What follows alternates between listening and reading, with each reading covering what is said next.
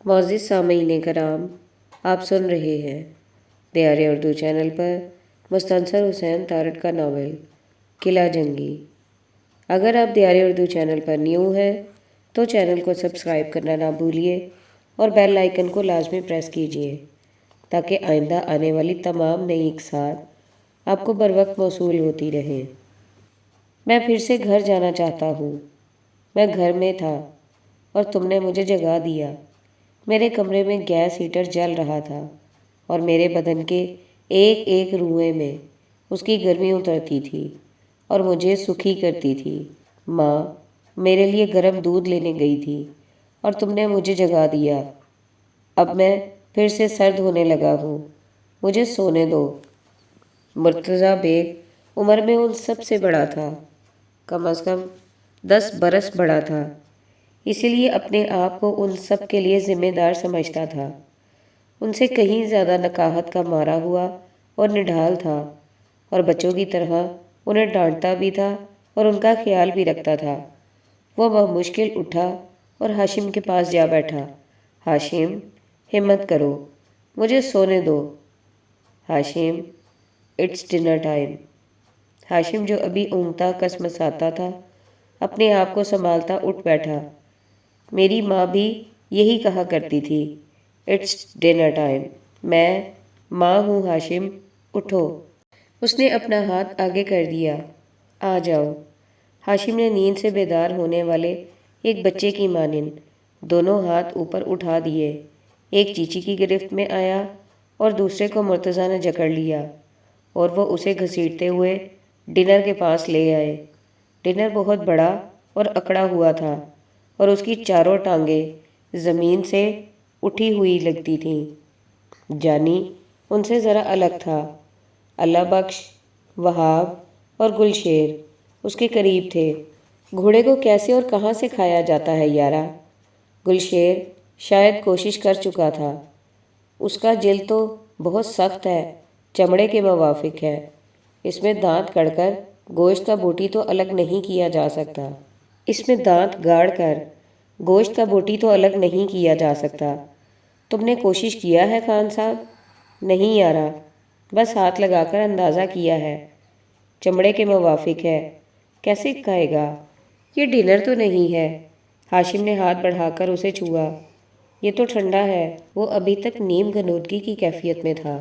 Murtaza bag نے اپنی belt میں سے ایک چھوٹا سا خنجر نکالا جو اس نے کلوز کامبیٹ یعنی دست با دست لڑائی کے لیے سنبھال رکھا تھا، اور اس کی دھار پر ابھی تک اس شخص کا خون جمع ہوا تھا جو کندوز میں اس کی خندق میں کود کر اس کے گلے کی جانب ہاتھ بڑھاتا تھا۔ بہت برس پہلے جنوبی امریکہ کے برف پوش پہاڑی سلسلے اینڈیز میں ایک جہاز کریش ہوا تھا اور چند ایک جو بچ گئے تھے انہوں نے مجبوراً اپنے مردہ ساتھیوں کا گوشت کھا کر اپنے آپ کو زندہ رکھا تھا۔ ایک ناول لکھا گیا تھا، الائیو۔ میں نے وہ ناول پڑھا تھا۔ نہ پڑھتا تو آج یہ نہ جانتا کہ ہمیں کیا کرنا ہے۔ جو زندہ بچ گئے تھے انہوں نے اپنے ساتھیوں کی لاشوں کے چربیلے حصے چاقو سے کاٹ کر ان کے باریک پارچے اتار کر انہیں نگل لیا تھا۔ ہم بھی ایسا ہی کریں گے واللہ، عبدالوہاب بولا۔ اوپر تہہ خانے کی چھت کے اوپر صحن میں جو ہمارے رفیق پڑے ہیں تو بیکار پڑے ہیں، ہم ان کا گوشت کیوں نہ کھا لیں؟ وہ اس گھوڑے سے تو کہیں نرم ہوگا۔ وہاب، مرتضیٰ جھنجھلا گیا۔ ابھی تم اس گھوڑے کے حرام یا حلال ہونے کے بارے میں تشویش میں مبتلا تھے اور ابھی تم اپنے دوستوں کی لاشیں کھا جانے کے بارے میں سنجیدہ ہو رہے ہو۔ نہیں، وہاب کا چہرہ اندھیرے کے باوجود پیلا پڑ گیا اور دکھائی دیا۔ میرے اندر کڑواہٹ بھر گئی تھی اور میں ایک بھونڈا مذاق کرنے کی کوشش کر رہا تھا۔ میں کسی بھی لاش کی اور اپنے کسی رفیق کی لاش کی بے حرمتی کرنے کے بارے میں سوچ بھی نہیں سکتا۔ زندگی مجھے قطعی طور پر عزیز نہیں، اور اتنی عزیز نہیں کہ میں اپنے ساتھیوں کے مردے کھا جاؤں۔ میں تو بے وقوفی میں ایک مذاق کر رہا تھا۔ تم اگر مذاق سے فارغ ہو جاؤ تو میں گھوڑے کے پارچے تراشنے کی کوشش کروں، اگرچہ یہ مکروہ ہے۔ مرتضیٰ شدید غصے میں تھا۔ اس جانور کی پشت پر بیٹھے ہوئے کبھی یہ خیال نہیں آیا تھا کہ اس کی جلد کا چمڑا اتنا سخت ہوگا کہ اسے خنجر سے کاٹنے کے لیے بھی اتنا زور لگانا پڑے گا۔ تم سب خاموش ہوگے تو میں یہ کوشش دوبارہ کروں گا۔ وہ سب وہاب کے سوا بولے تو نہیں تھے، لیکن مرتضیٰ طیش میں تھا، اس لیے چپ رہے، ادھر ادھر سرک کر ڈھہ گئے۔ ویسے بھی ان میں جتنی سکت تھی وہ گھوڑے کے قریب آنے میں اور کچھ کہنے میں صرف ہو چکی تھی۔ مرتضیٰ اپنے مختصر خنجر کو ایک آری کی مانند مسلسل چلا رہا تھا، لیکن گھوڑے کی جلد اتنی ڈھیٹ تھی کہ اس پر کوئی اثر نہ ہوتا تھا۔ دھوپ اٹھنے لگی تھی، تیسری سیڑھی سے اٹھ کر پہلی سیڑھی تک واپس ہو چکی تھی۔ مرتضیٰ گھوڑے کے سخت اور سرد بدن پر خنجر کو چلاتا تھا اور جیسے اس کی دھار کند ہو چکی تھی، جیسے وہ سنگ مرمر پر چلتا ہو، اسے کاٹ نہ سکتا ہو، پھسلتا ہو اور ایک خراش بھی نہ لگا سکتا ہو۔ ہاشم پھر سے اونگنے لگا تھا اور بریڈ فورڈ میں اپنے گھر کے دروازے کے باہر کھڑا تھا، جس کے اندر اس کے کمرے میں گیس ہیٹر جل رہا تھا، اور وہ جلد از جلد سردی سے اکڑے ہوئے اپنے بدن کو اس کے قریب لے جانا چاہتا تھا۔ جانی لا تعلق تھا، البتہ چیچی، وہاب، اللہ بخش اور گلشیر نتیجے کا انتظار کر رہے تھے۔ تب ان کے کانوں میں کچھ انسانی آوازیں آئیں۔ وہ دم روکے ایک سکوت بھرے سناٹے میں چلے گئے۔ کون ہو سکتا ہے؟ اوپر کچے صحن میں کچھ لوگ چل پھر رہے تھے اور باتیں کر رہے تھے۔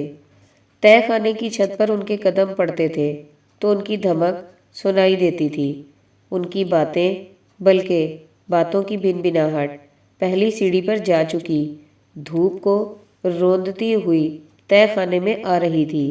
ان میں سے کسی ایک کا سایہ پہلی سیڑھی کی دھوپ میں سے گزرتا تھا۔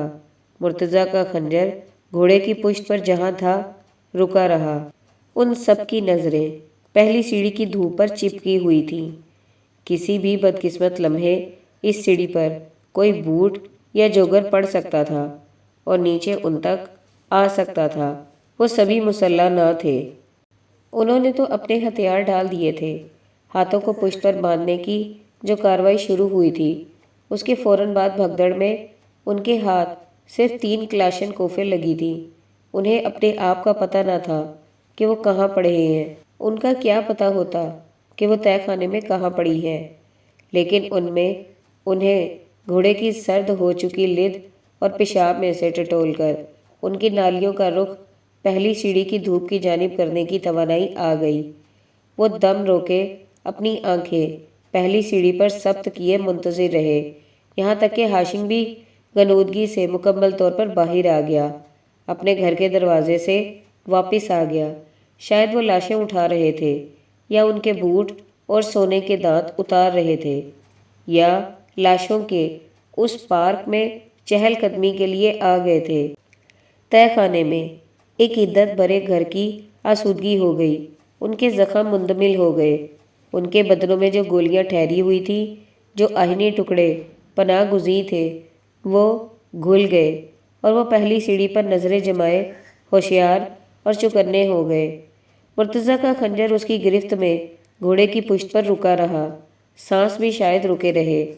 شاید تھوڑی دیر بعد جب ان کے حساب میں صدیاں درج ہو گئی تو پہلی سیڑھی کی دھوپ میں سے جو ایک سایہ بار بار گزرتا تھا بہت دیر تک نہ گزرا۔ آوازوں کی بن بناہٹ ختم ہو گئی۔ تہہ خانے کی چھت پر جو چلتے پھرتے باتیں کرتے تھے چلے گئے۔ اوپر پھر سے خاموشی ہو گئی۔ اس خاموشی کے پھیلتے ہی جنہوں نے ہتھیار اٹھا رکھے تھے ان کے بازوؤں میں ذرہ برابر سکت نہ رہی اور وہ نیم مردہ ہو کر لٹک گئے۔ ابھی وہ تنے ہوئے اور مضبوط تھے، اور جو ہی خطرہ ٹل گیا اور وہ پھر سے لاغر ہو گئے۔ مرتضیٰ نے بہت دیر تک کان لگائے رکھے کہ شاید ابھی کوئی اوپر ہو، لیکن وہاں صرف سکوت تھا۔ اس نے جس کام میں وہ جتا ہوا تھا پھر سے جاری کر لیا اور خنجر کو گھوڑے کی جلد پر ایک آری کی مانند چلانے لگا۔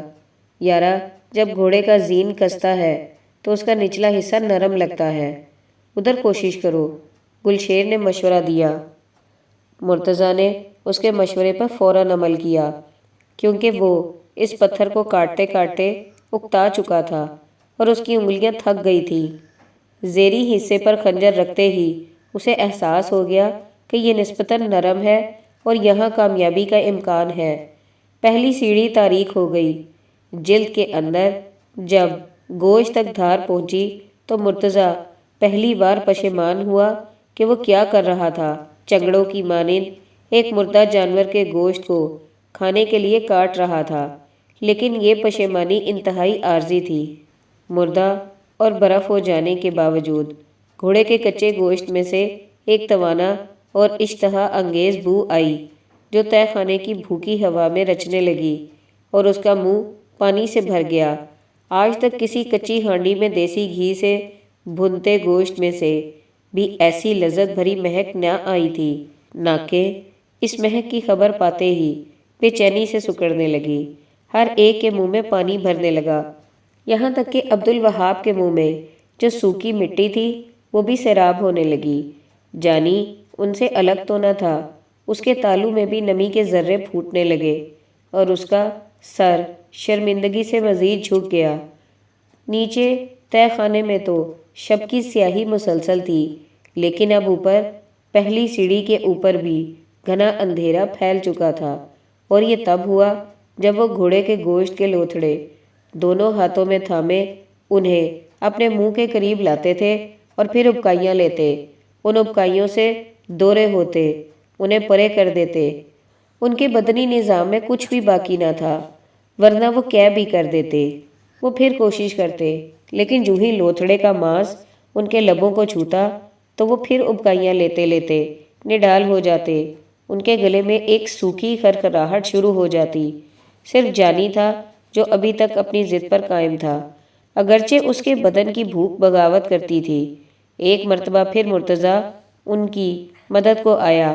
یہ بہت آسان ہے، آنکھیں بند کر کے اسے زبردستی منہ میں گھسیڑ لو اور پھر اہم کر کے نگل لو، جیسے ندیدے کتے گوشت کو نگلتے ہیں، اور پھر منہ پر ہاتھ رکھ لو، اسے باہر نہ آنے دو۔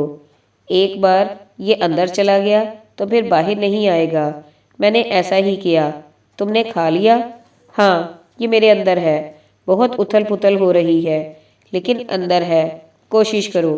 انہوں نے یہی حربہ آزمایا۔ گھوڑے کے جمے ہوئے خون میں لتھڑے پارچے حلق میں اتار کر نگل لیے اور پھر منہ سختی سے بند کر کے بیٹھ گئے کہ پتہ نہیں اب کیا ہوگا، لیکن حیرت انگیز طور پر ان کے خالی بیدوں نے انہیں اگلا نہیں، قبول کر کے سنبھال لیا۔ جانی، مرتضیٰ نے ایک لوتھڑا اس کے منہ کے قریب کیا۔ بیٹے، منہ کھول دو، پلیز کوشش کرو۔ نہیں، جانی نے منہ پرے کر لیا کہ کہیں بھوک اسے مجبور نہ کر دے۔ مجھے بیٹا مت کہو، تم میری ماں نہیں ہو، میں ایک گھوڑے کو نہیں کھا سکتا۔ مجھے معلوم نہیں تھا کہ یہ عقیدہ اختیار کرنے پر مجھے ایک مردہ گھوڑا کھانا ہوگا۔ قرآن اور حدیث میں یہ کہیں درج نہیں ہے۔ مجبوری کی حالت میں جان بچانے کی خاطر گدھے کو کھا لینا بھی جائز ہے جانی۔ یہ تو پھر گھوڑا ہے، اس میں عقیدے کا کوئی عمل دخل نہیں۔ نہیں بیگ، جانی نے کپکپاتے ہاتھ سے لوتھڑے کو پرے کر دیا۔ میں تمہارا شکر گزار ہوں، لیکن نہیں، میں مر جاؤں گا لیکن ایک گھوڑے کو نہیں کھاؤں گا۔ باہر رات مکمل ہو گئی تھی۔ رات مکمل ہوئی تو مکر چاندنی اترنے لگی، پہلی سیڑھی پر آ گئی۔ چیچی نے کہہ کر دی تھی اور گوشت کے ریشے اس کے کھلے منہ سے لٹکتے ہوئے فرش پر بو پھیلاتے ہوئے گرتے جاتے تھے۔ اللہ بخش سو چکا تھا اور اس کے خراٹے بلند ہو رہے تھے۔ گلشیر ولی ایک مطمئن حالت میں اوندا پڑا تھا۔ عبدالوہاب پہلی سیڑھی پر نظریں جمائے سب سے لا تعلق ہو چکا تھا۔ ایک نیلے ڈرم کی اوٹ میں جانی دیوار سے ٹیک لگائے الگ ہو چکا تھا۔ وہ ایک احساس جرم کے تحت مسلسل گھوڑے کے زیریں حصے کی جانب دیکھ رہا تھا، جہاں ایک بڑا گھاؤ تھا اور اس کی دو پسلیاں نظر آ رہی تھیں۔ جہاں سے گوشت کاٹا گیا تھا، پارچے تراشے گئے تھے۔ اس نے کبھی کسی گھوڑے کو اس حالت میں نہ دیکھا تھا۔ عطا تاریکی میں بھی گھوڑا اور وہ خون آلود گھاؤ اسے صاف نظر آ رہا تھا۔ اسے یکدم احساس ہوا کہ شاید عشاء کا وقت ہو گیا ہے اور چیچی نے ابھی تک اذان نہیں دی تھی۔ وہ باقاعدہ اذان تو نہیں دیتا تھا، جتنی اس میں ہمت ہوتی تھی اس حساب سے وہ تقریباً سرگوشی میں حی علی الفلاح حی علی الفلاح کہہ دیتا تھا۔ اور وہ جب سے اس تہہ خانے میں آئے تھے اس قابل تو نہیں رہے تھے کہ باقاعدہ نماز ادا کر سکیں۔ کبھی تیمم کر لیتے تھے اور کبھی جس بھی حالت میں ہوتے تھے اشاروں سے نماز ادا کر لیتے تھے۔ ابو طالب چیچی اپنی دادی نفیسہ خاتون کی پیروی میں نماز کے وقت کا تعین کرتا تھا۔ اوپر پہلی سیڑھی کے اوپر جب تاریکی ہلکی ہونے لگی تھی تو یہ فجر کا وقت ہوتا تھا۔ دھوپ تیسری سیڑھی سے سمٹ کر پہلی سیڑھی پر اٹھتی تھی تو ظہر، اور جب دھوپ کے سائے بڑھتے گئے تھے تو عصر، مغرب کا تعین نیم تاریکی کرتی تھی، اور اس کے بعد جب تاریکی مکمل ہو رہی ہوتی تھی تو یہ عشاء کا وقت ہوتا تھا، اور وہ باقاعدگی سے سب کو ایک سرگوشی میں فلاح کی جانب بلانے لگتا تھا۔ آج اس نے کوتاہی کر دی تھی۔ اسے اتنی ہوش ہی نہ رہی تھی کہ اس کے منہ سے ریشے لٹک رہے تھے اور وہ سر جھکائے کبھی انہیں نگلتا تھا اور کبھی اگلتا تھا۔ جانی نے دیوار سے ٹیک لگاتے ہوئے عشاء کے 4 فرضوں کی نیت کر لی۔ اگرچہ مرتضیٰ کا معدہ بھی بغاوت پر آمادہ تھا، لیکن وہ اسے اپنی قوت ارادی سے بمشکل سنبھال رہا تھا۔ لیکن ایک تبدیلی ضرور رونما ہوئی تھی۔ جانی کے سوا سب نے جو نگل چکے تھے یا اگل رہے تھے ان سب نے بھوک کے کانٹوں کے درمیان توانائی کا ایک چھوٹا سا پھول کھلتے محسوس کیا۔ ہاشم، ابھی ابھی جب تم ایک مرگے غنودگی میں اتر گئے تھے اور بیدار نہیں ہونا چاہتے تھے، اپنے گھر چلے گئے تھے نا؟ مرتضیٰ نے پوچھا۔ ہاں، میں وہاں تھا اور تم لوگوں نے زبردستی مجھے جگا دیا۔ میرے کمرے میں بریڈ فورڈ، انگلستان میں میرے کمرے میں گیس ہیٹر جل رہا تھا اور میں اس کی گرم آسودگی میں تھا جب تم نے مجھے جگا دیا۔ ہاشم کے منہ میں بھی ابھی تک گھوڑے کے جمے ہوئے خون والے سخت لوتھڑے تھے جو نکلے نہیں جا رہے تھے۔ ہاں، میں وہاں تھا۔ تو تم اپنے گھر سے کیسے نکلے؟ اس تہہ خانے میں کیسے آ نکلے؟ جیسے سب آ نکلے۔ میں تم سے مختلف تو نہیں ہوں۔ تم ہو یا پھر جانی ہے۔ باقی ہم سب تو ایسے معاشوں میں سے آئے ہیں جہاں کی اکثریت مسلمان ہے۔ پیدائش سے لے کر موت تک ہم اس کے تابع ہوتے ہیں۔ مثبت کے ساتھ ساتھ ہم منفی اثرات بھی قبول کرتے جاتے ہیں۔ لیکن تم اور جانی ایک الگ جہاں کے باشندے ہو۔ تم یہاں کیسے آ گئے؟ آپ بتاؤ مرتضیٰ بیگ۔ میں نے سنا ہے کہ تمہارا باپ ایک مجاہد ہے، ملک کا ایک بہت بڑا صنعت کار اور امیر کبیر شخص ہے، اور تم مرسیڈیز اور BMW سے کمتر کاروں میں قدم رکھنا اپنی ہتک سمجھتے تھے، تو تم کیسے آ گئے؟ میں ایک کفارہ ادا کرنے آیا ہوں۔ میری اردو اتنی اچھی نہیں ہے کہ میں کفارے کا مطلب سمجھ سکوں۔ بس یوں سمجھ لو ہاشم کہ میں اپنے بزرگوں کے کیے پر شرمندہ ہوں، کچھ تلافی کرنا چاہتا ہوں، اپنا بوجھ ہلکا کرنا چاہتا ہوں۔ شاید میں بھی اسی لیے اس تہہ خانے میں آیا ہوں۔ اور شہادت کے لیے؟ ہاں، شہادت کے لیے بھی، لیکن اس کے لالچ میں نہیں۔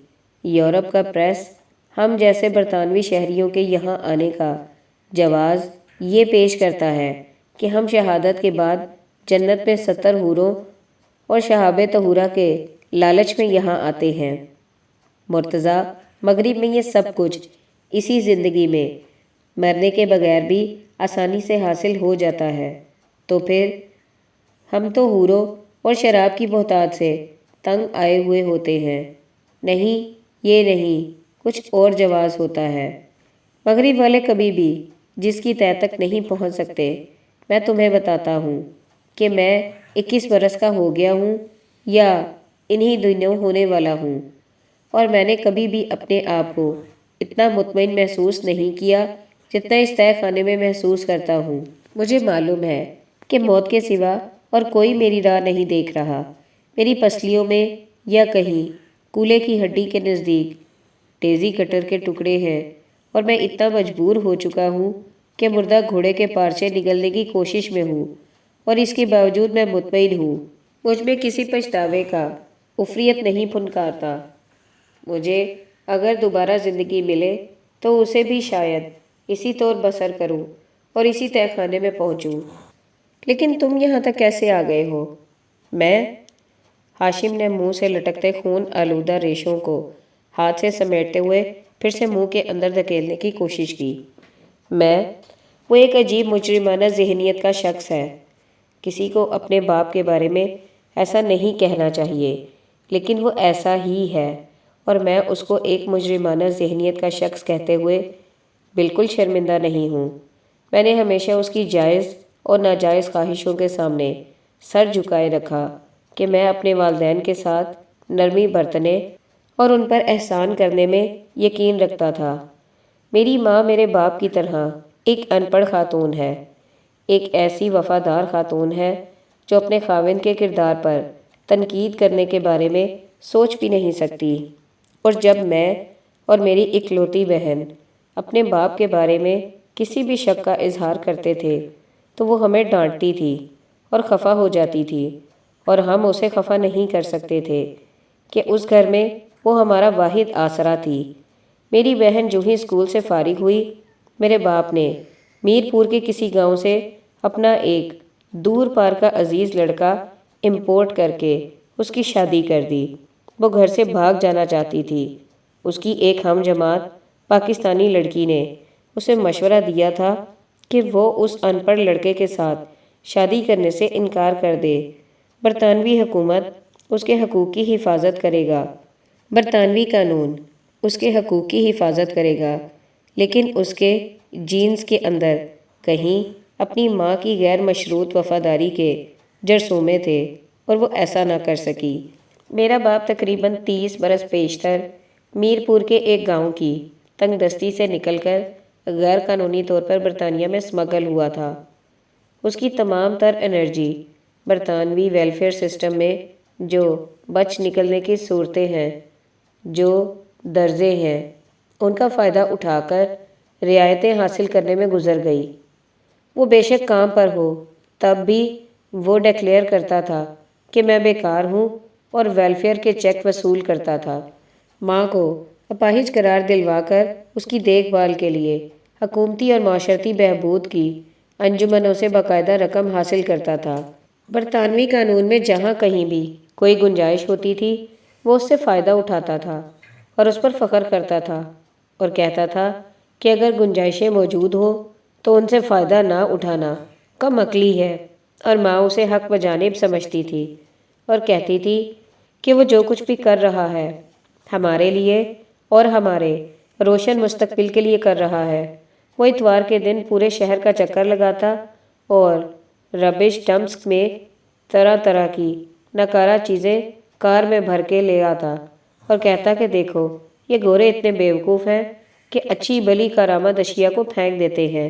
اب بھلا ان پردوں میں یا ان 2 کرسیوں میں کیا خرابی ہے؟ ہمارا گھر اس قسم کے کاٹ کباڑ سے بھرا پڑا تھا۔ گھر پرانی وضع کا تھا، اور اس کے تہہ خانے میں اس نے سلائی کی 3 مشینیں لگا رکھی تھیں جن پر بچوں کے گارمنٹس تیار ہوتے تھے۔ اس کام کے لیے بھی اس نے 2 غیر قانونی رکھے ہوئے تھے جو اس تہہ خانے میں سوتے تھے۔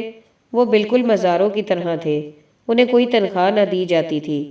تہہ خانے میں سونے کے علاوہ بچی کچی خوراک ان کو دے دی جاتی تھی، اور جب کبھی وہ شکایت کرتے تو میرا باپ انہیں پولیس کے حوالے کر دینے کی دھمکی دے کر چپ کرا دیتا۔ ظاہر ہے ہم دیگر تارکین وطن کی نسبت زیادہ خوشحال تھے، لیکن یہ خوشحالی ہمارے گھر سے باہر تھی۔ قسطوں پر حاصل کردہ متعدد مکان تھے جو کرایہ داروں سے حاصل کردہ رقم سے ہی آہستہ آہستہ میرے باپ کی ملکیت بن رہے تھے۔ ان میں سے بیشتر کرایہ دار بھی غیر قانونی ہوا کرتے تھے۔ خوشحالی اس لیے گھر سے باہر تھی کہ میرا باپ ایک ایک چیز کا حساب رکھتا تھا، یہاں تک کہ اس دودھ کا حساب بھی رکھتا تھا جو میری ماں سونے سے پیشتر گرم کر کے مجھے پلاتی تھی۔ وہ اکثر کہا کرتا تھا کہ گوروں کی ملکہ اگر اپنے چھوٹے بیٹے کو بڑے بیٹے کی پرانی نکر پہنا سکتی ہے تو تم لوگ آسمان سے اترے ہوئے ہو۔